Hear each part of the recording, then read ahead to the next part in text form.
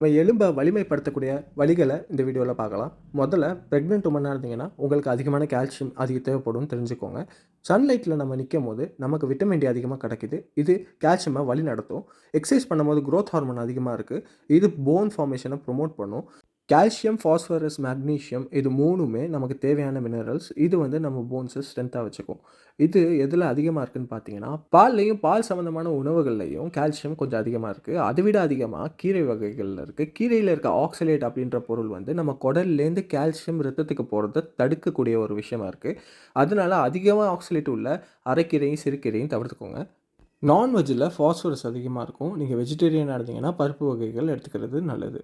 பாதாம், பிஸ்தா, வேர்க்கடலை இப்படிப்பட்ட நட்ஸ்லேயும் பம்கின் சீட்ஸ், சியா சீட்ஸ்லாம் சொல்லுவாங்கள்ல, அந்த மாதிரி சீட்ஸ்லேயும் அதிகமான மெக்னீஷியம் இருக்குது. நம்ம எலும்பை வீக்காக்கக்கூடிய கெட்ட பழக்கங்களை விடணும். குடலில் இருக்க கால்சியமை ரத்தத்துக்கு போகாமல் தடுக்கிறதுக்கு ஃபைட்டேட், ஆக்சலேட் 2 பொருள் இருக்குது. ஃபைட்டேட் பீன்ஸில், ஆக்சலேட் கீரையில் இருக்குது. ஒரு நாளைக்கு காஃபி 3 இல்லை கம்மியாக குடிச்சிக்கோங்க. ஆரோக்கியமான வாழ்க்கை வாழ டாக்டர் ஜேக்கு சப்ஸ்கிரைப் பண்ணுங்கள்.